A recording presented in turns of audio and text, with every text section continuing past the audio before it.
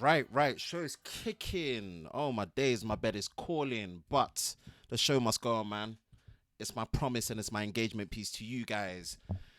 The Tech and Chill Show, Sunday night special, Unplugged, brought by your host and myself, Ben, from the Lover of Tech channel. Welcome to Sunday night's Tech and Chill Show, Unplugged, where we talk about the week's latest tech news in all things mobile and consumer tech, and sometimes actually cameras as well. So you're going to be seeing that coming through when it comes to today's news segment. And you've got about an hour and a half to chill with me, tech and chill with me. And if anyone wants to join on and unplug as well, by all means, come through. Yeah, man, as you guys have seen in the title, man, the Xiaomi Mi 10 Pro, wow. And it actually answers a couple of things in terms of the critiques and the feedback that I gave about the Samsung Galaxy S20 series, which kind of makes it a low-key sleeper hit phone, especially for the price point, but with some caveats. As always, there's always caveats, and there's things that never ever make a product a completely perfect phone for different reasons. So we're going to run through that, man. We're absolutely going to run through that today. And we're going to be talking about the other topics that are going to be there for tonight. So thank you for joining. I'm still in super smooth, full high definition, 1080p, 60 frames a second. Boo. It's making me miss having to, say that, change the settings up to 1440p, or you can watch it in 4K UHD. I miss saying that, man, but I can't until I get it rectified. Man, I do love doing that.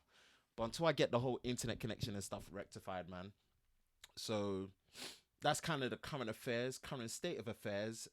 I hope you guys are doing absolutely well. I hope you guys are doing great. I hope you guys have had a stellar weekend.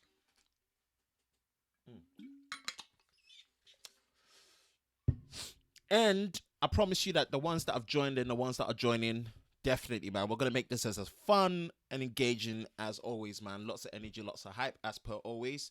So we're going to run it through. But, yeah, let's see who's in the chat. Glenn, my man, Glenn. Glenn is without fail always the first and my most consistent viewer, man. I appreciate you, man.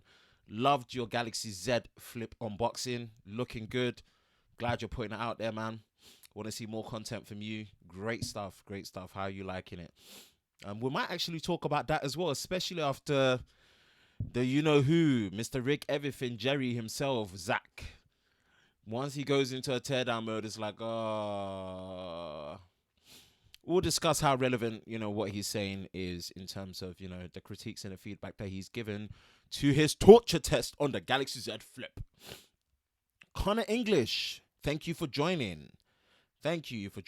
Absolutely. Only have 1080p on the Z Flip, so that will have to do. I respect that. I absolutely respect that. I absolutely respect it. Right. All right. Oh, man. So, Tech and Chill Show delayed today because, oh, man, the fuse box was absolutely being a mare. So, yeah, that didn't help. Yeah, that was all. The fuse box was just being a mess. So when you move into a new place, man, just weird things tend to happen like that.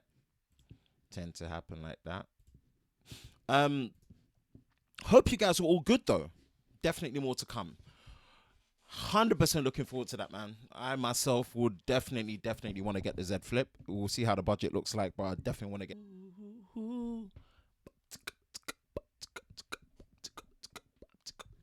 So whoever's in the chat, man, feel free to share it out. Get as many people onto the stream as possible. You know how it is. As people get engaged, and as more people get engaged, the more fun it is and the more engaging it is as we go through. How's the sound? How's everything? Are we having any delays? Any sound delays? Anything? Hopefully we should be looking all right. Yeah, that screen I had questions about and he answered them, which is good. That's what we want. We want these products to be critiqued and improved. So I think we will probably add the Galaxy Z Flip torture test critique on there and see what's up with that. I guess, you know, it's only fair. It's only absolutely fair. Absolutely fair.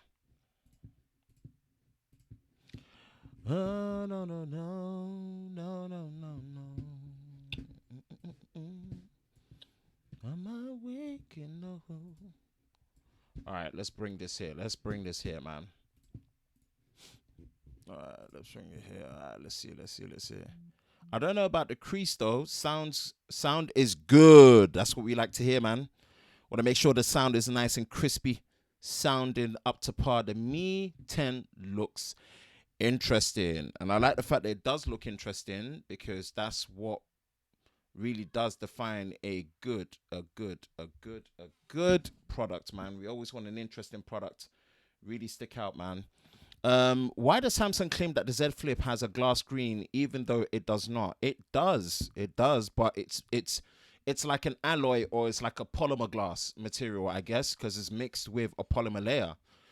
I will shed my light on it. I don't want to get too far ahead. I want to get onto the topic first, which is the Xiaomi Mi 10 Pro 5G. Not to be mistaken with the Xiaomi Mi Note 10 Pro. Bit confusing in terms of the naming and the scheming, but let's do it. Desktop, Camlink, switch. Ooh, I always love it when it just switches, man. Little crust of dough. So, this has been made official, and this, to me, the Xiaomi Mi 10 Pro is a sleeper phone. Now, the reason why it's a 5G phone, if anyone remembers going back and watching the Qualcomm Snapdragon Summit in Honolulu, Hawaii, where they ship a lot of MediaTek journalists out there to really see and showcase the new Snapdragon platforms, which is now on their second generation 7nm plus chipset platform with the Snapdragon 765, which has integrated 5G. But the Snapdragon 865 does not have an integrated 5G modem in there, which, conspiracy theory, I could shed some light on why I think that is the case. But Qualcomm, in their best interest, I guess, as they would say, all Snapdragon 865 chipset phones are all 5G. They have to be 5G. There cannot be a 4G variant of the Snapdragon 865. It just can't be done. That's how they did it. So, eat it. Basically, shove it down your throat. Take 5G whether you like it or need it or not, whether it's in its millimeter wave variant or sub-6 band. Xiaomi Mi 10 Pro. Oh, my days. I think this is low-key a sleeper. Texzilla in the house. You're looking shady. You're shady. Zilla in the house. Yes, Ryan. What's good, man? Shout out to Ryan Thomas, man.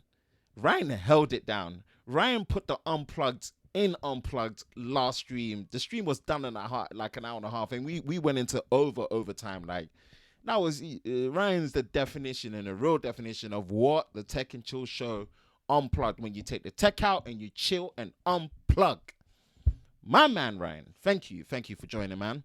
So, Xiaomi Mi 10 Pro, I'm expecting some good coverage on this, please. Whoever can really do some extensive overall coverage on it, whether it's on... Yeah, let's run it through. So, what are we looking at? It got announced on the 13th of February, 2 days after the S20 series.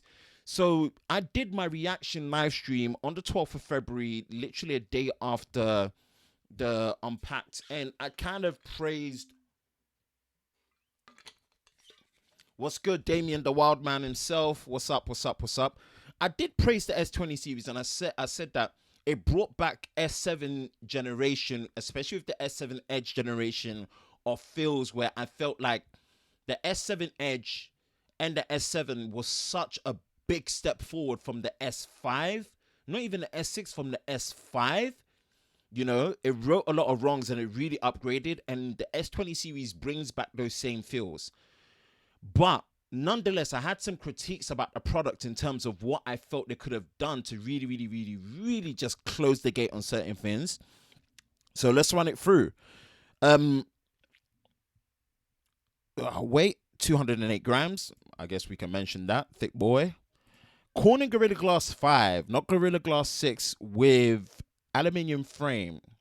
front, glass back, not really stating whether it's Corning Gorilla Glass 5 or 6, doesn't really matter, who knows. Dual SIM, nano SIM unlocked, standard affairs, obviously it's a Xiaomi phone. Super AMOLED, organic light emitting diode, active matrix, capacitive touchscreen, 6.67 inches, same as what you get on a OnePlus 7T Pro. But whether it's a caveat or not, it's up to you. It's in a 20:9 aspect ratio. It's a 19.5:9 aspect ratio. It's a full high definition plus display, aka 2K Warriors. Shout out.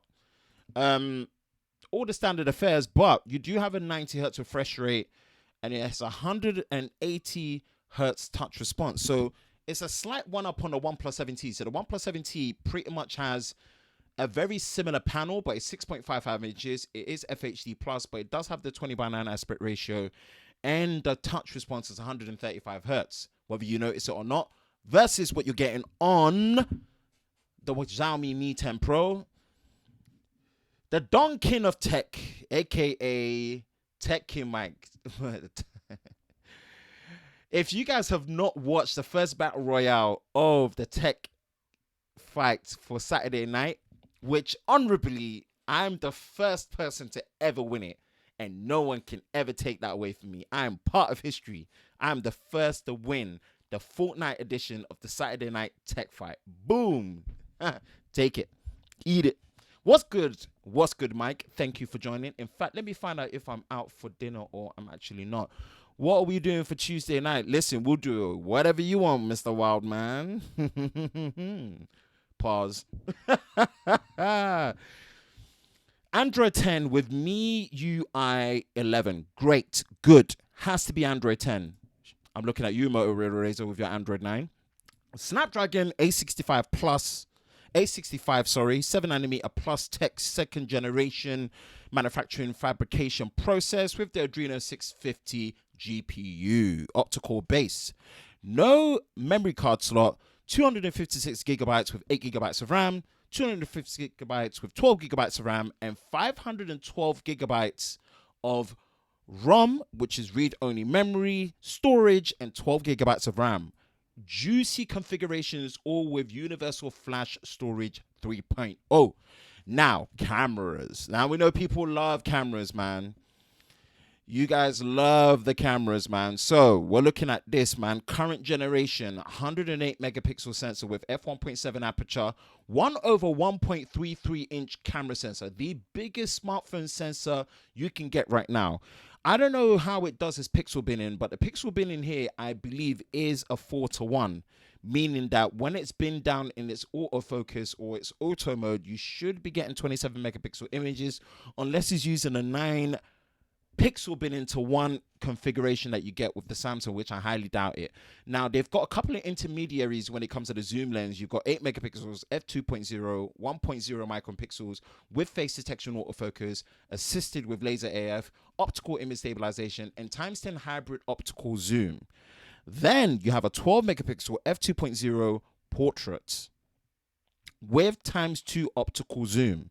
So again, it's meant to measure ×2 where you get the maximum quality, and then it goes up to ×10. So interesting way to do it.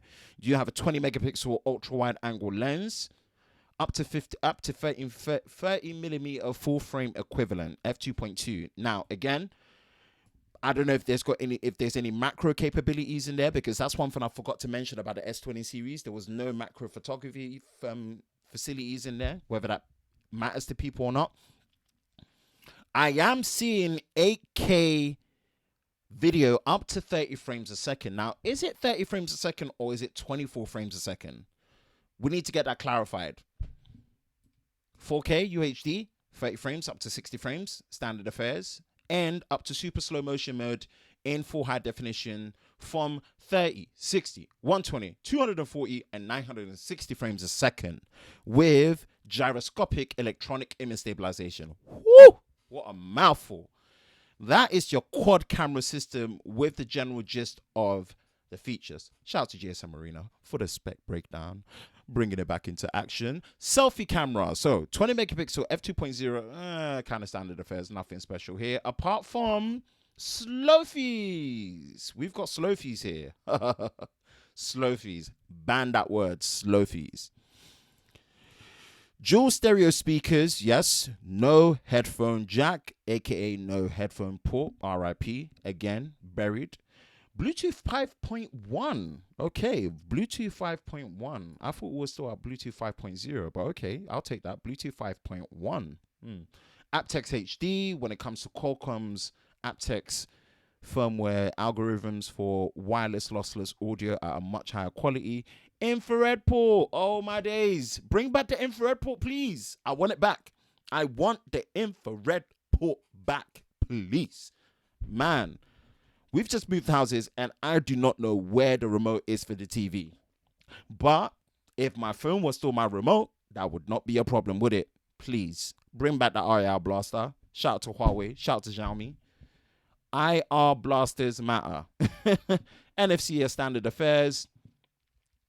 Fingerprint scanner built into the display is optical, obviously with all the gyroscopes and stuff. But, this is where the party begins, and this is where I'm really going to drive this home. 4,500 lithium polymer non-removable battery. Oh, that's a juicy amount of battery. That is just juicy. On par with the S20 Plus, definitely makes sense because that is a 6.7 inch display, 20:9 aspect ratio. But why are they charging at 50 watts? And I've also been told that it does support up to 65-watt charging, but they're supplying the 50-watt charging in the box. And it's using an open standard power delivery 3.0 charging standard.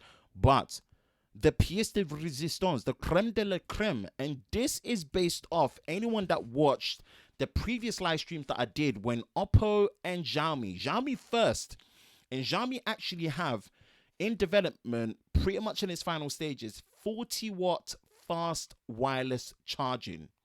End it now. And the talks about contact charging or wireless charging being slow, because Xiaomi just shut down the game. They got wireless charging faster than some people's cable charging. Insanity. 30-watt wireless charging, and they are bringing the smoke. They said they were going to do this with the Mi 10 Pro, their next generation 5G phone, and they did not lie to the point where they have 10-watt reverse wireless charging and also with the OTG power bank. My goodness. Absolutely crazy. Absolutely crazy. It has reverse wireless charging as fast as some phones fast wireless charging. So you could fast wireless charge some phones and it's not a gimmick. That's insane. That is insane. And look at that. It is not going to be any more expensive than 700 euros. And the starting price is 600 euros or less. Take my money, Xiaomi. Wow. And I was talking about this, about the S20 series. I talked about this, and let me come back to myself. Cross dissolve back to me. Ooh. I said this, man. Yes, the fast wireless charging from the S10 series being 12 watts and now moving up to 15 watts is good, right? But I was thinking, couldn't you, Samsung, have at least increased the fast wireless charging up to 25 watts, at least 25 watts. Huawei with their Mate 30 series, with the Mate 30 and the Mate 30 Pro, are doing 27-watt wireless charging. The faster wireless charging technology is there, right? I just wish you did that, you know, and you didn't put the 45-watt charger in the box, especially for the S20 Ultra at that price point. You should just be giving people, unless you don't have faith in the durability and the fact that you're not using a proprietary means of charging tech, whether it's a dual split cell charging technology like what you have with the SuperVoot technology or the supercharging technology from Huawei, or the fact that you're using an open standard like using the USB 3.0 power delivery 3.0 tech that is not helping the durability because it's really using high voltage, right, rather than high ampage. I don't know. But at that price point, man, you need to be giving people, you can't be expecting people to go out and potentially spend that extra. Not that they have to, not that the 25 watt is not sufficient, but up in a 5,000 milliamp hour battery, man, that 25 watt charger might not be as fast negated to that, you know? So this trumps, no Donald intended, really takes things to the cup where I'm thinking like, yo, next to SuperVOOC, right? This is taking charging and battery to like, wow. So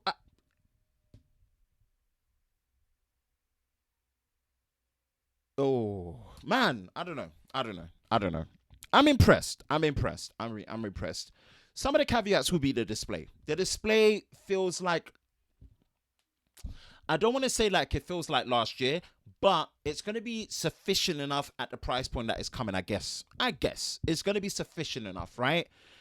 We can say that, hey, with this new generation of 2020 phones powered by purely the Snapdragon 865 Plus, sorry, why do I keep saying 865 Plus? Maybe that will come later. Snapdragon 865, having a full high definition display at this screen size might not be good enough to compete. Might not be good enough. But at least it's high refresh rate. At least it's using AMOLED. It's not using TFT or LCD.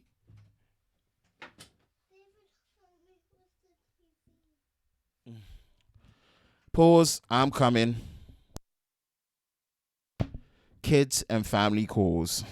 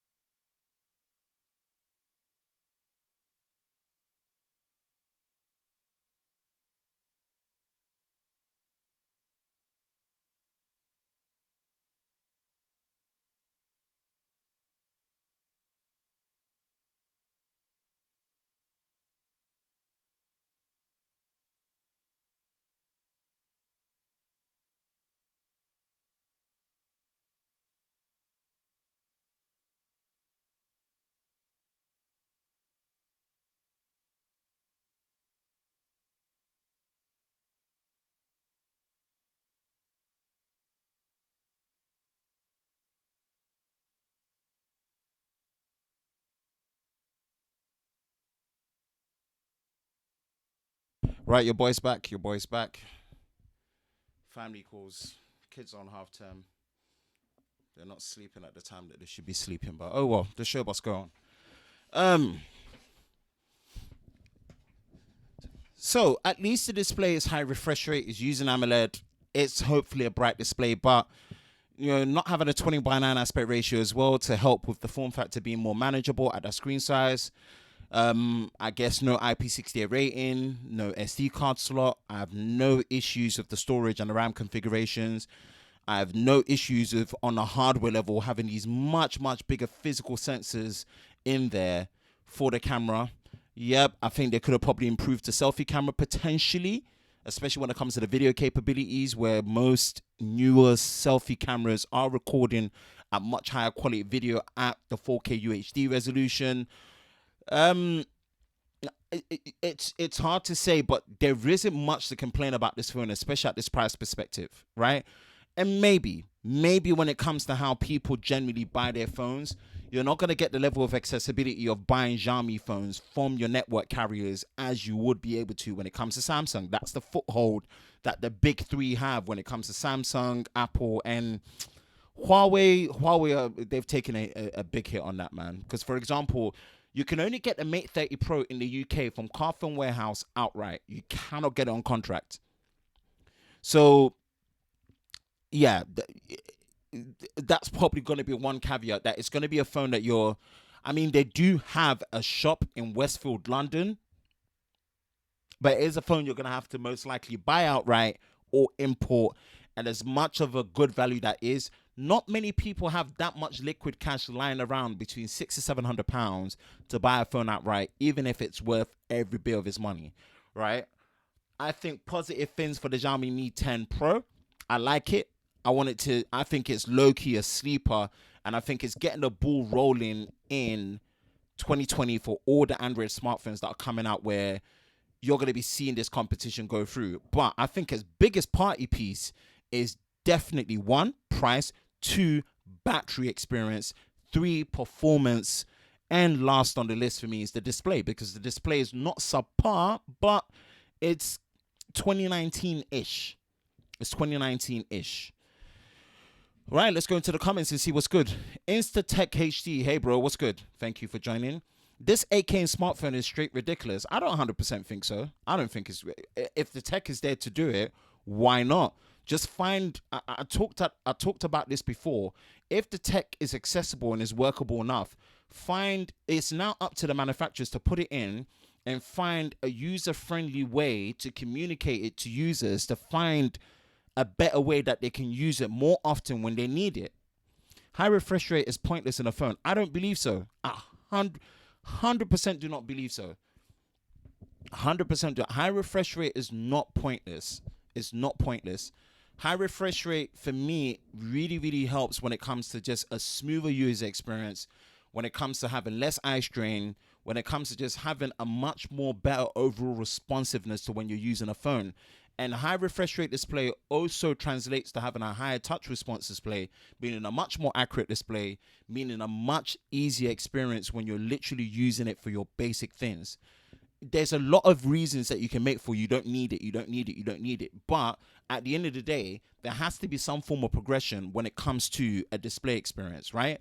Maybe 90 hertz isn't enough to see a difference, but definitely 120 hertz from 60, you will notice a difference, right? You will 100% notice a difference. I enjoy my high refresh rate panel on my laptop, not because there's games that I'm playing at 144 hertz, but whenever I use a 60 hertz display, I just notice the disparity.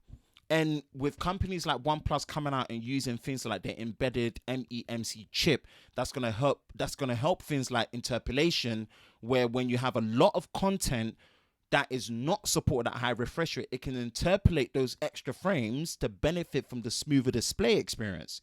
These are all the things that's going to make the user experience across everything that you use, whether the app is supported or not. It's going to be able to benefit from the high refresh rate display. And these are the things I'm excited to see from OnePlus that sets themselves apart from the competition, that are purely just slapping a 120 hertz in there or the 90 hertz in there, but when the apps aren't supported, it's just left stale.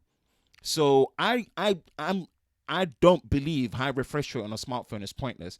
I think it's even more useful on a smartphone, because that's the display that you use the most out of every single mobile product or every single stationary product in there, right? And I think if you can get a display that gives you a much more real-time experience to your eyes, right, it's just naturally gonna fade in the back and have a better experience, right? It's not a gimmick. A gimmick is using an S Pen and pretending to be Harry Potter. That's a gimmick, right? That's a gimmick. It's a trick. It's a party trick. But the function of this is that it isn't meant to be something that's a gimmick. It's meant to be something that just works and just aids to amplify the experience that you're used to having already. I think that's the best balance. I think that's the best balance. And as something as personal as your smartphone, without the display, you can't use any function on the phone. So why not have the best display experience? If the metric of smoothness is the next stage, next to having a bright display, having an efficient display, having a color accurate display, having a vibrant display, having a big display when it comes to screen to body ratio, and then having a smooth display, why not? The networks don't want it. It is a caveat. If your network don't want the phone, one, the OEM isn't able to actually communicate what their brand and the product can do for the network's benefit, and they haven't got enough money to pump into the network, right, to be able to sustain and buy their phones in. It's a caveat. So you're asking someone, and we know this, let's be real, not many people as good as a value as £600 to £700 is for this top-end smartphone, not many people have that kind of liquid cash, or even if they do, they don't want to because they're on a network where they get good deals when they upgrade. They want that convenience and ease of use of being able to just have it on their monthly plan. Monthly plans, whether it's on a mid-range, premium mid-range phone, a flagship phone, or these new Beyond flagship series, no one is spending £1,400 outright on a Galaxy Z Flip. We're all getting our monthly payments. No shame in it. It's more convenient. It's more sensible. You get it with a much better data plan with your minutes and texts. That's the way to go. Come on. It's not real 8K. What is real 8K? If it's the same pixel resolution, horizontal and vertical, by the 16:9 aspect ratio, if the bit rate's correct, and if the frame rate's correct, it's 8K. You can argue about the quality of it might not look as good as a red 8K full frame monstro camera.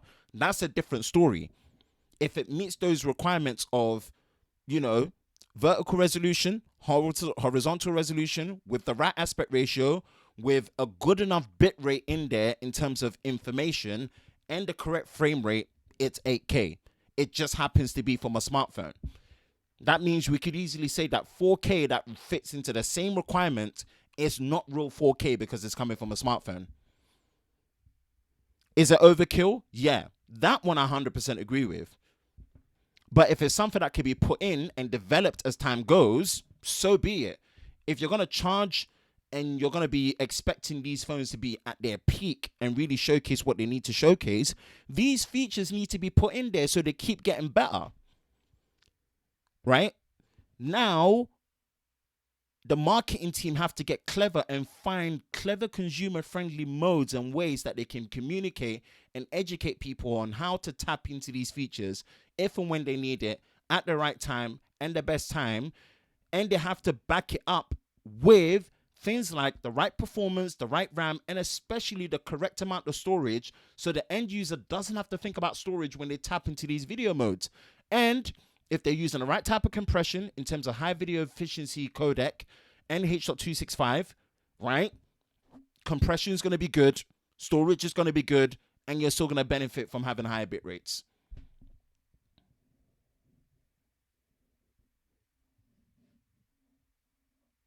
I'm sure it's interpolated. We'll have to see. Hence why I'm eager to see all the camera comparisons and tests for these new generation phones. But the main camera sensors have more than enough in terms of the 33 megapixel pixel window that it needs. So if it's doing a 1-to-1 pixel readout, there's no interpolation there. Oh, okay. Oakley doke. That's the first one knocked out the park.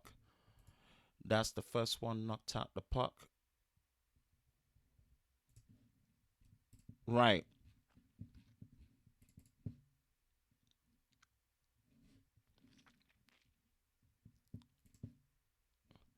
Oakley doke. To get AK, you need to spend a shed load of cash. A smartphone at that price will not be the same thing. Suspect some way on words, but have to see.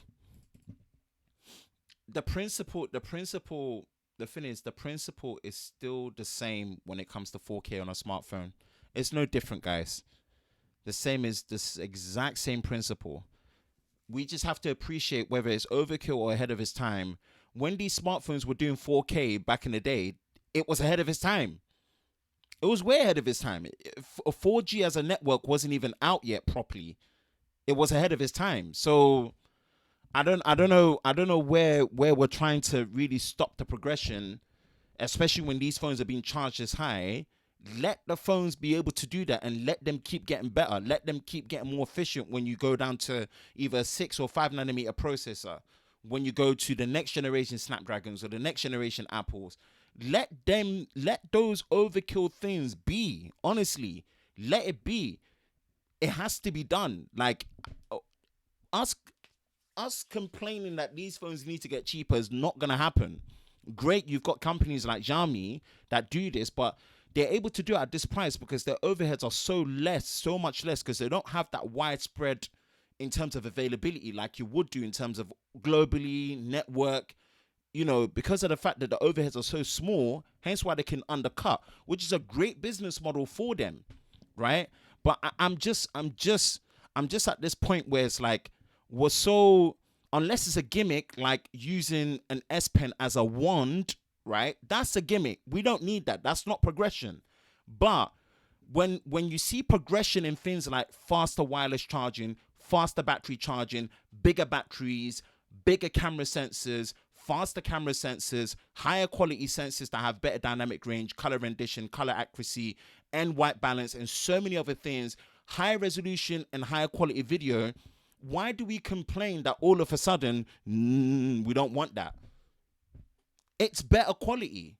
It's much better quality. So my point is, yes, it's overkill, but does it need to be there? No. Does it have to be there? No. But when you're competing in an arena, you've got to come with it. We can make the same argument that these top-end Grand Tourer cars, right? Why would you want a car to be self-driving or into some capacity have autonomous driving when it comes to radar-guided cruise control, stop-start? Why would you need all these things? But at the end of the day, it's tech that helps progression and it aids the ability to drive with more safety, more convenience, less strain, so that in the moments when you want to tap into really pushing a car by yourself, you've got energy and you can enjoy it, right? Why do you think Teslas have taken off? The autonomous driving modes are so convenient for long commutes that it makes the enjoyable part of driving enjoyable and the painful part of driving less enjoyable.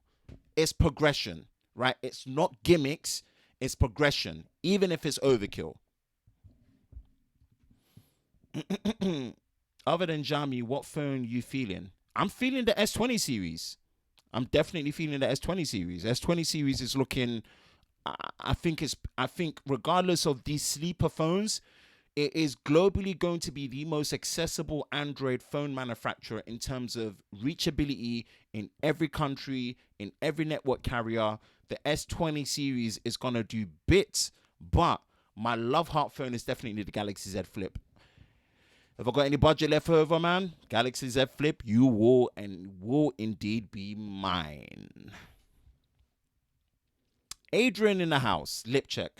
Lip is checked, sis. I'm telling you. Lip is 100% checked. 100% checked. Welcome. Totally agree on Ben's in regards to driver fatigue is a nightmare. Driver fatigue is the worst part. Do you know two things people hate about driving? Driver fatigue and finding parking. Why do you think there's a lot of self-parking features on these new cars? It's targeting people's pain points. When do people have the most accidents? They have the most accidents when they're fatigued. All these different driver modes are in these cars, right? You're going to be like, oh, it's too expensive. It's there to aid with the driving experience. How is that a gimmick? It's not a gimmick. If it's a feature that's enhancing and it's protecting what you do, right? Like going back to high refresh rate is not a gimmick. High refresh rate is not a gimmick. So, yeah, man, that's that. Cool. Intermission. Coke, no drugs. Pour it. Hear it sizzle. Ooh. Red cap closed.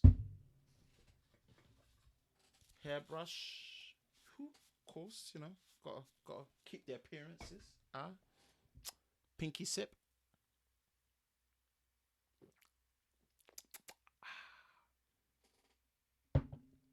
Let me know what you think. What's good?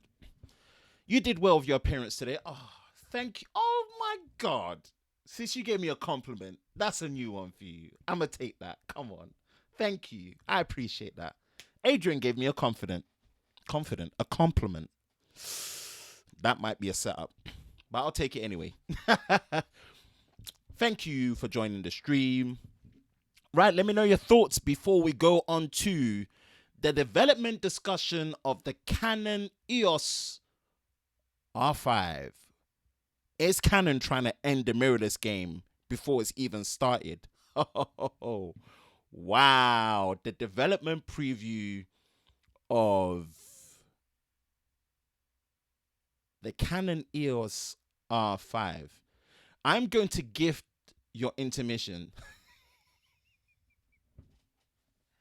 Oh, dear Lord, I am not safe. When Adrian's in the chat, I am not safe. I'm not safe for nothing. Again, man, thank you. Sunday Night's Tech and Chill Show brought to you by your host, Ben, from the Lover of Tech channel. Guys, thank you so much. Where this is your weekly Sunday Night Tech stream brought into you in crispy high quality, where we talk all things mobile tech and even cameras and all things consumer technology. So, we've talked about the Xiaomi Mi 10 Pro. Very impressive sleeper hit. And 2020 is off to a great start when it comes to the Android scene.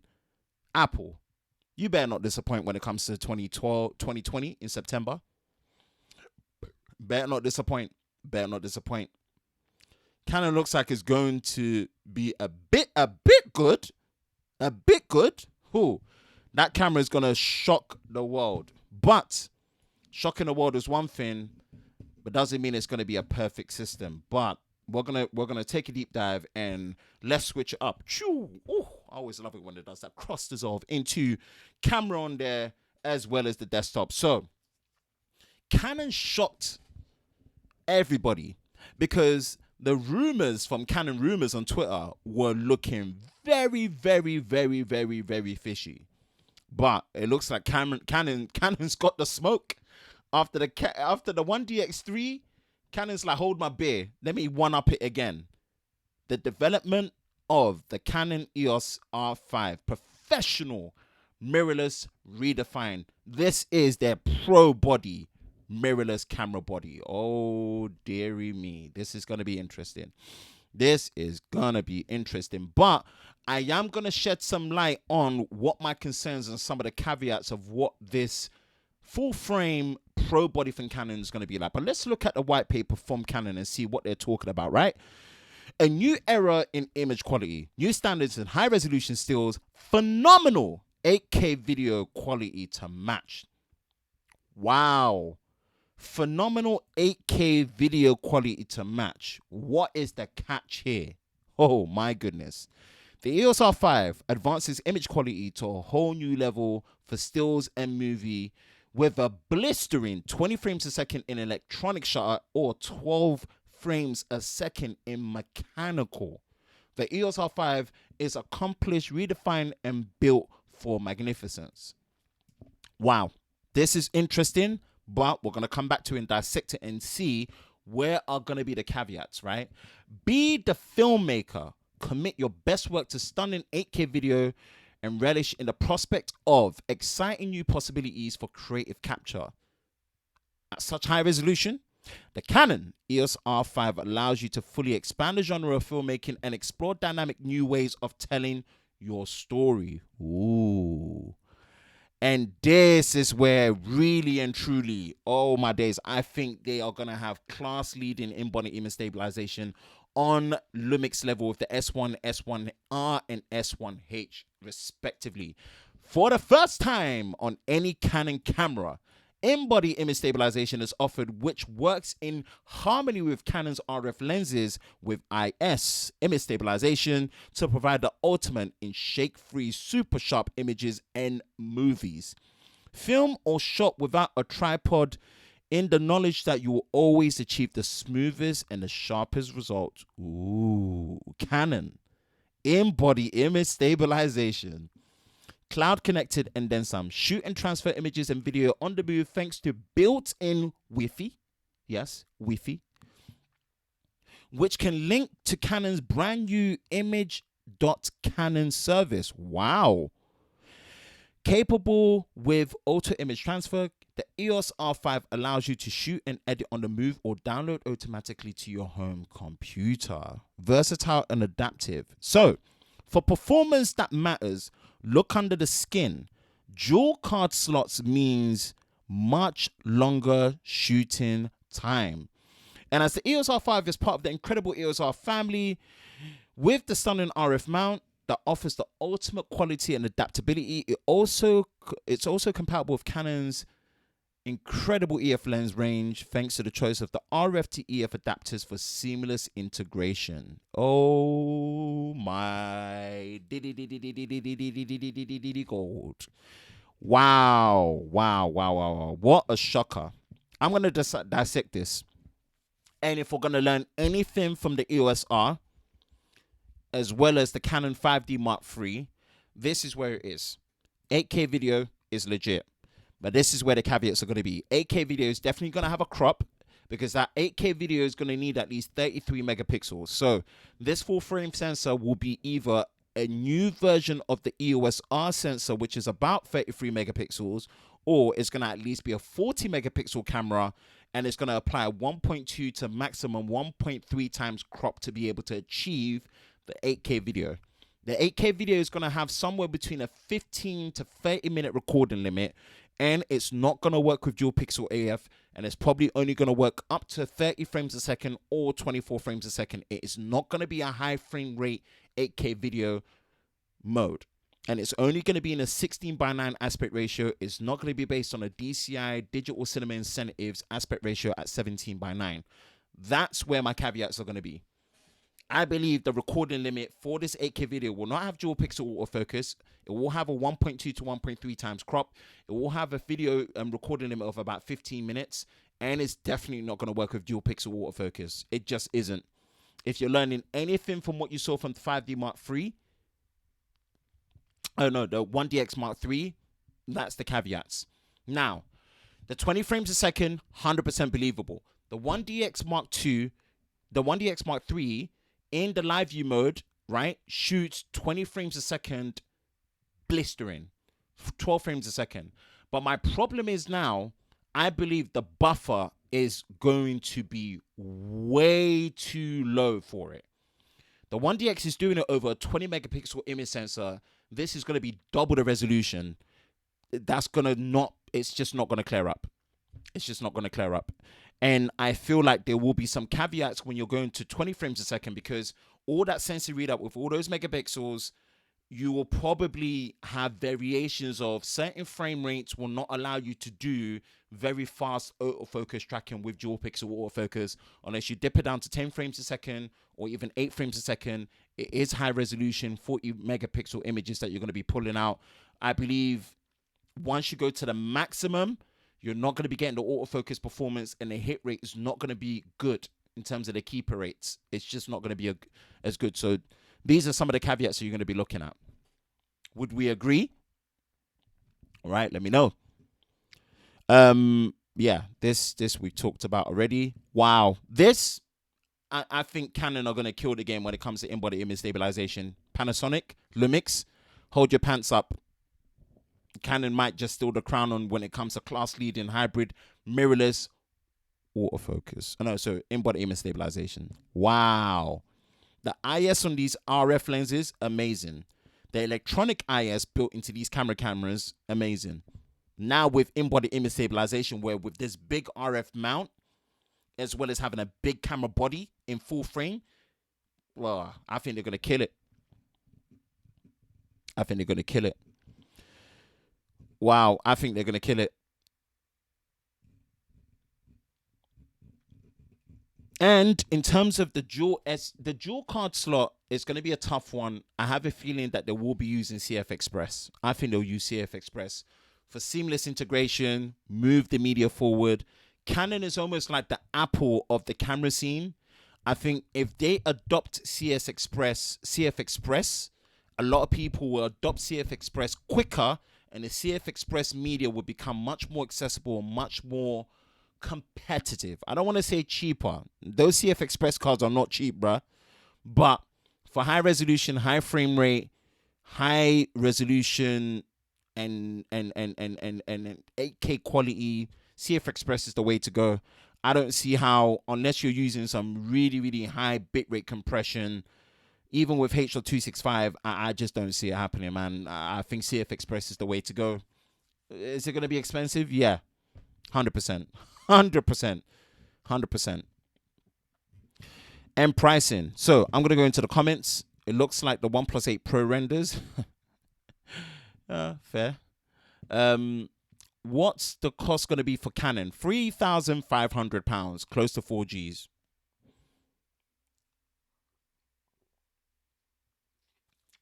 It's going to sit on and around what the Lumix S1H is offering.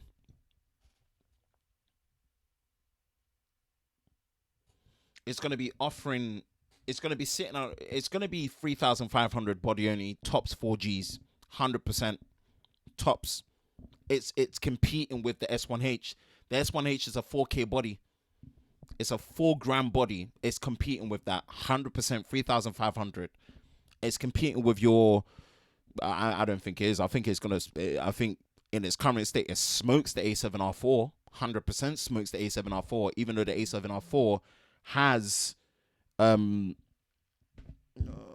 messaging now?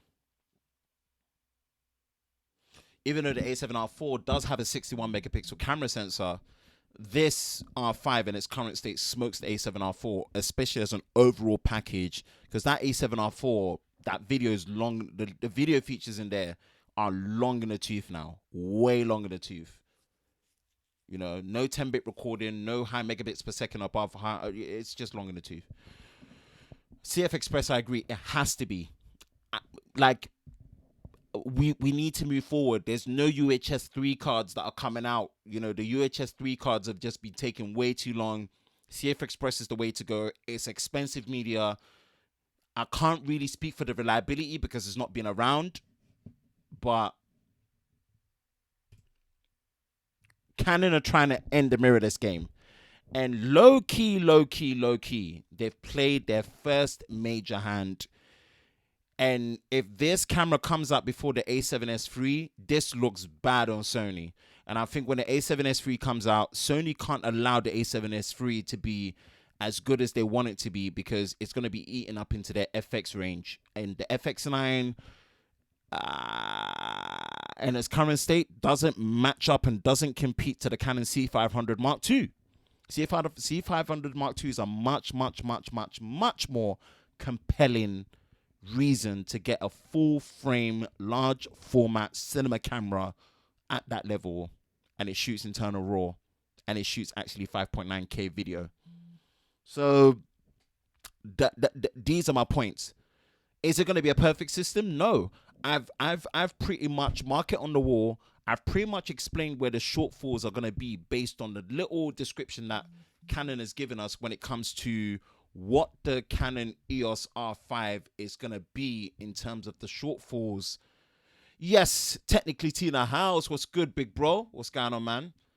So the Canon EOS R5, if taking bits of what the EOS R was doing, as well as what the 5D Mark, the 1DX Mark III was doing, it's going to be a beast, and it's going to have some shortfalls, but the shortfalls are going to be forgivable. I honestly think they're going to be forgivable. And I think they've low-key caught Sony with their pants down. Honestly, I think they've caught Sony with their pants down. Sony have low-key been caught with their pants down. Watch Max Uriev's video. Watch Max Uriev's video where now Canon are coming in as a sleeper to take over the full-frame mirrorless scene. And now Fujifilm are coming in as a sleeper to take over the mirrorless APS-C scene. When it comes to the 26th of February, whatever this XT4 is bringing out, game over A6600 at this rate. And the A6600 is it's probably the most complete APS-C mirrorless camera until the Fuji XT4 comes out and it's game over. And then same. EOS R5 comes out, full frame king, it kills.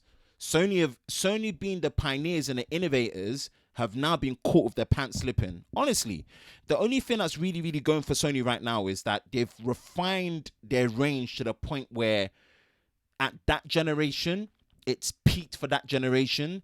And the E-mount system is the most, flexible, the most adaptable, and the most well-supported third-party native mount lens that you can find. I give it that. From Tamron, Rokinon, Sigma, all the third-party companies do native E-mount lenses direct with no adapters needed alongside what Sony are doing. That is one of their biggest advantage, that they don't have lens mount fragmentation, right? The E-mount goes all the way up to their cinema range, even with locking E-mount on the FX9, right? Whereas with Canon, you've got the RF, you've got the EF, you've got EFS, you've got EFM. There's lots of mount fragmentation, right? So the lenses that you buy don't easily adapt through, you know, and this is what Nikon are trying to do with their Z mount. They're trying to make it as adaptable as you can with the E mount. But in terms of what the technology and the bodies are for these Sony cameras, Sony low-key have kind of been caught slipping. They've low-key been caught slipping. So I'm excited for what the EOS R5 is going to bring to the table. I'm excited for the Fuji X-T4. What this will probably do is it will force Sony's hand to bring development forward and be a bit more aggressive to R&D to compete. And I think the only thing that's going to really help Sony is that at its current stage, the A6600 is pretty much the most complete APS-C mirrorless camera you can buy. Still one of the most highly recommended ones, especially with the current price drops. It's so worth buying. I would highly recommend you still buy it. But in terms of the generational leap, Canon and Fuji are going to be bringing heat from the full frame as well as the APS-C side, which if you look at the first party mount for the X mount for the Fuji system, mate, their first party lenses are the best APS-C first party lenses I've seen, direct from the manufacturer themselves. They don't have as good third party support as what you would get with Sony with the E mount system, but wowza. Wowza. Those lenses, you know how everyone's making noise about, wow, Sony finally brought out an f2.8 16 to 55mm constant zoom lens dedicated for the crop sensor. Fuji's like, well, you're just joining a party now. We've had that for years. So many full frame equivalent lenses on the APS-C X-mount native system from Fuji. It's ridiculous. All Fuji need to do is just get third-party manufacturers to be on the X-mount supporting. You know, that's pretty much the only thing I could really say in that in retrospect. No. I think it's going to be out of my price range. I'm sticking to my Sony APS-C for my style of videos. 6600 is more than enough for my simple videos. 100% I agree. But you'll be surprised at 1500 if the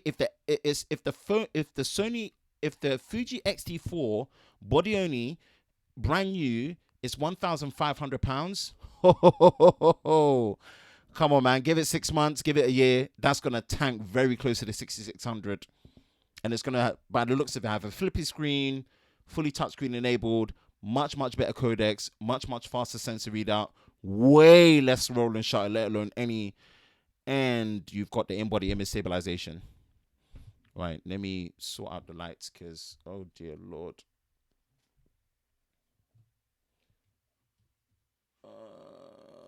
Sorry, my thingy light is buckling out. Oh dear. Your boy's looking midnight. And as long as I got my suit and tie, I'ma leave it all on the floor tonight, yeah. Ah! Oh dear Lord, why? Let me show you a few things. Dun, dun, dun.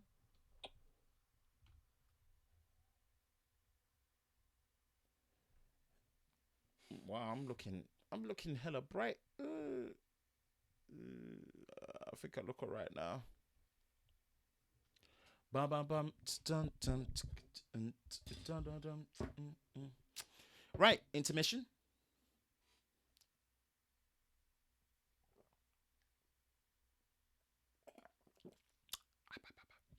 Ooh, sippy. That's my thoughts on it, man. The mirrorless hybrid camera scene is equally, and in some ways, especially coming from a creator, someone that likes to create video, I do a lot of photography, is looking equally, if not as more exciting as the smartphone scene this year. Whew. Wow. Okay. Yeah, T, I hear you. We all got budgets. You will, yeah, there too. I'm heavy into the Lumix currently. Great system to still be involved in. Well, you know, I have two S1s. Balling. Man like Glenn with two S1s. I like that. Right. Let's talk about the Z Flip. Flip it and reverse it. Samsung Galaxy Z Flip. Shout out to DJ Co.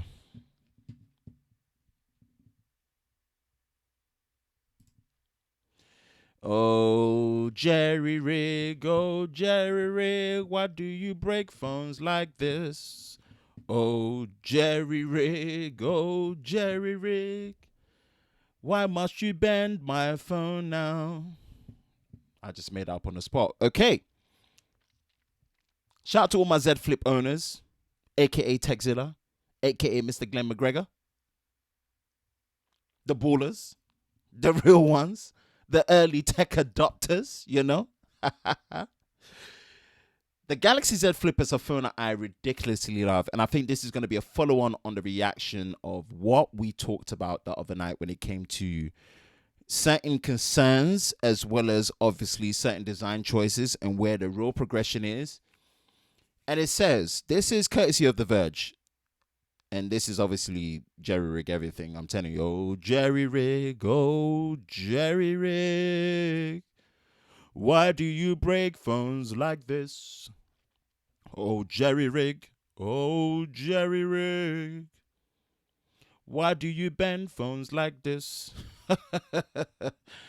The Z Flip's display scratches as easily as plastic. Okay. Samsung's claim that the new Galaxy Z Flip uses ultra-thin glass sounded like more of a true breakthrough when the foldable phone was announced last week. Until now, foldable screens have been using plastic displays, which can easily scratch with even a fingernail.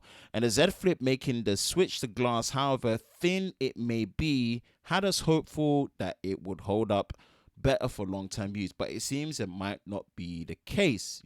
Zach Nelson has gotten his hands on the Galaxy second attempt foldable phone, bosh.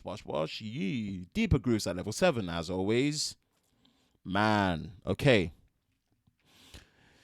Samsung has categorically was categorical that it was glass. My colleague Data Born pressed Samsung's representative into the partner's house that made to ban.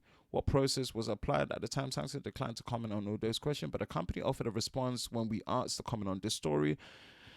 The Samsung Galaxy Z Flip features an Infinity Flex display with Samsung's ultra-thin glass UTG display to deliver a sleek and premium look and offer an immersive viewing experience, a spokesperson said by email. Samsung's first of its kind. Let's take that into account. Not to make excuses for them, let's take that into account. First of its kind, UTG technology is different to other Galaxy flagship devices. While the display does bend, it should be handled with care. Also, the Z Flip has a protective layer on top of the UTG, similar to the Galaxy Fold. There is your answer. And I did say that my source that I was speaking to, that he or she that told me in terms of how it was built, we did say that it is definitely using ultra-thin bendable glass, which is a revolution, but it's a polymer. It's built with a polymer layer on top for protective, very similar to what you have with the Galaxy Fold. There is your answer. That is the reason. Is it a good enough reason? I don't know. I don't believe so. But the fact that we're at this point where it's the first of its kind, we still have to give Samsung credit. They've developed this glass technology way quicker than any of us expected. If they're building it into, and it's no different to alloy wheels. It's an alloy wheel for a reason. It's a mix of different metal alloy-based materials put together to give you one substance. Polymer, many. Not monomer or whatever, you know? Molymer. So, it's many. So, this is still progression. It is definitely using ultra-thin glass, 100%. But this is the crucial part you need to look at. Also, the Galaxy Z Flip has a protective layer on top of the UTG glass. And I told you guys this. My source told me that this is exactly how it was built and designed. So I'm not surprised. I'm not surprised it was scratching at 2 to 3. That protective layer. This is Samsung trying to say that we're only seeing scratches on the outer layer. Those look pretty deep and permanent, but it is possible this is the layer Samsung is talking about. We asked Samsung if they plan to offer a screen replacement service, and it did with the Galaxy 4. It will. Z Flip buyers can get a one-time screen replacement for X amount. It says, in addition, you can also get a specialized screen protector design for the Z Flip for free one time. Okay, wow. In addition, you can get a specialized screen protector design for the Galaxy Z Flip for free one time. Here's the company's statement on that.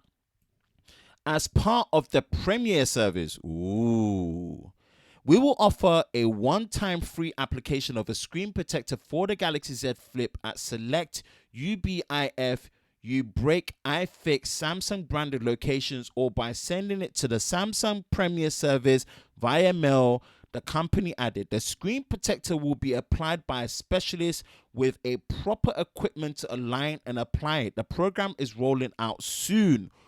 Ooh, you better invest in that premium service. Wow, okay. That's something that you want to take care of. That's something that you want to utilize, I firmly believe. And this is something that, this is Samsung constantly learning from their mistakes. Constantly trying to push themselves, and I can only applaud that. Accepting the product as it is, critiquing the product as it is, and then going back to the drawing board every single time, whether it's instant service replacements, instant protection, and also having a very durable design. Apart from that, did you see that it's a bendable phone that he had to attempt 4 bloody times before it bent the other way? The product is durable. It's way more durable than we expected it to be. Even he said it. Even Zach said it. Nelson thinks Samsung could be using a hybrid. Absolutely, it is. It's a hybrid with glass mixed in, just like an alloy. What exactly is wrong with that? That is a big step forward. It's still a big step forward. Don't you think next year and the year after, and by 2025, it would have been perfected? Yeah. 100%. This can be advertised, this display as glass, but if it really can be scratched this easily, what seemed like a significant selling point is starting to, I don't think so. Yes, it's still a point of concern, but personally, I think this is great progression in a short space of time. And I think this is not a dig at Zach. Jerry Everything has 5 million subscribers for a reason. His commentaries are on point, his deliveries on point, his teardowns are on point, his talk to tests are relatively on point, but on point, I guess, in terms of entertainment and sheer gut feeling when he starts bending the phones. You're like, oh, I give him that. But, critique the products for what they are. These are fair critiques, but also take in consideration what's been developed here. Fair critique, but take into consideration what's been developed here. And I feel like what's been developed here, it's so much better in terms of where it's come. I was not expecting to see this ultra thin glass kind of polymer mixture of a display now. I was not expecting this now. I'm being serious. I was expecting to see this in 2021, maybe 2022, but Samsung bringing it now shows great intent and great pursuit to bring this experience from much more durability to the point where it will be eventually IP rated, to the point where eventually there won't be a crease, to a point where you're going to be getting the 4,000 milliamp hour battery. You're going to be getting the phones that we're used to within that size of 5.8, 6.2, 6.7 when it comes to these folding screen devices. Don't lose heart. Still take care if you have these products, 100%.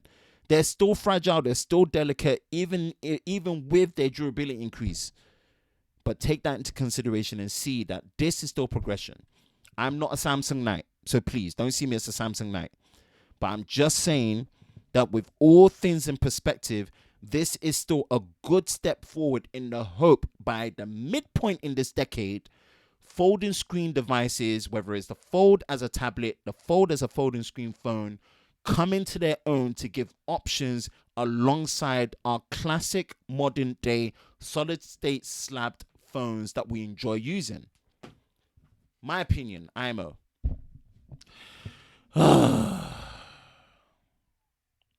Right, let's come back into the comments. Ooh. I think the Z Flip looks class. Glassgate aside, it doesn't stop it from being a great looking phone. My missus saw it and she asked if Apple made one.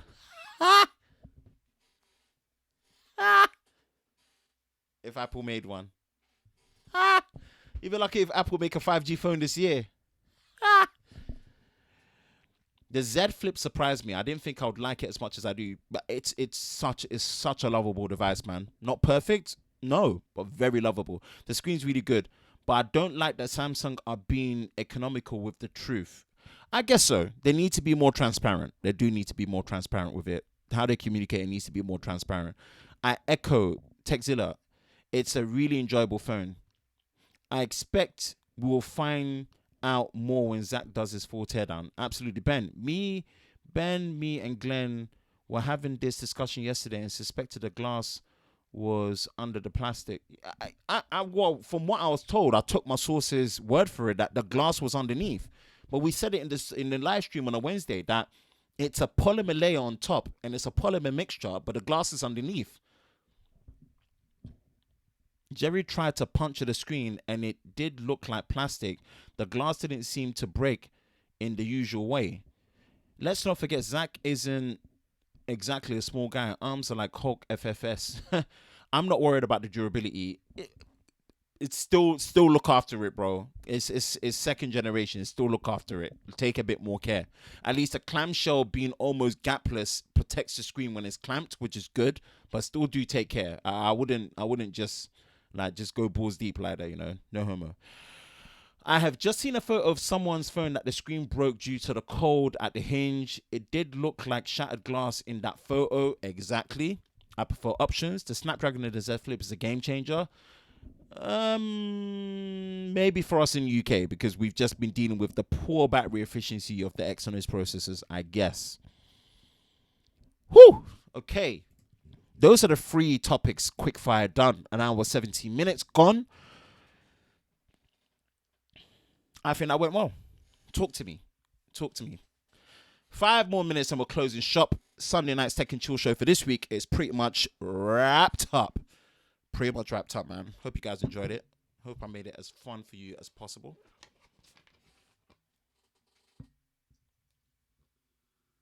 Oh. Why do you fill me up? Buttercup, baby, don't you let me down.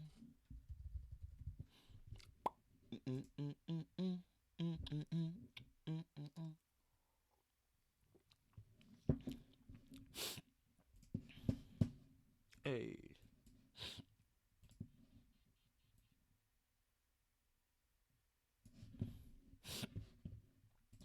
All right.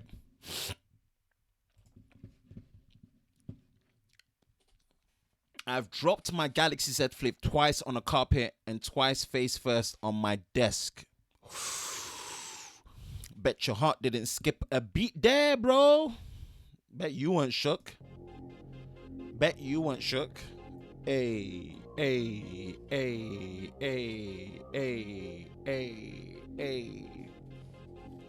It's been an enjoyable show. I promise you that. It's been an enjoyable show. Yep. Brought to you by your host, Ben, from the Lover of Tech channel. Sipping back, leaning back. Obviously. Ooh. Blast up. Shout out to the real engagers in the house. Your Techzilla. Dave West. Technically T. Glenn McGregor. Oh, people in the house, man. We thank you. I hope you guys enjoyed the show tonight.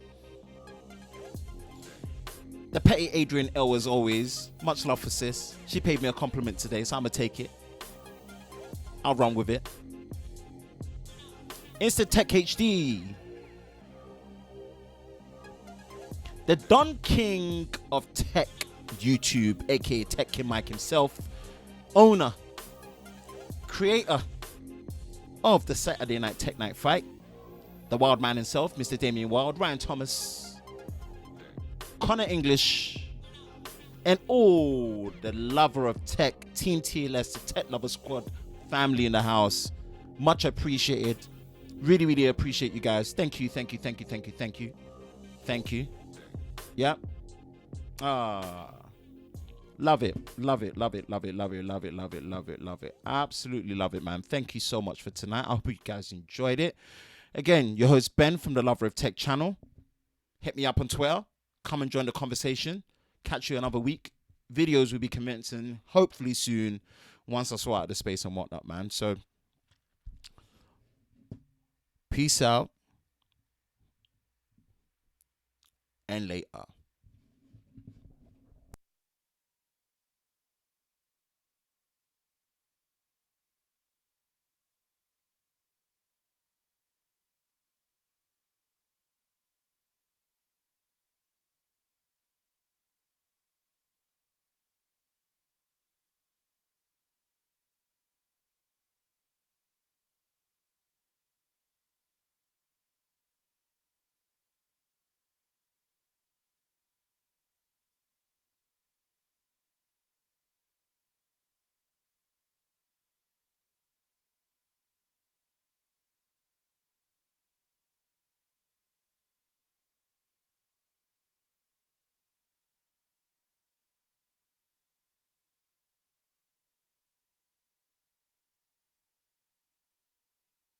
The trouble with us is we're in a rut.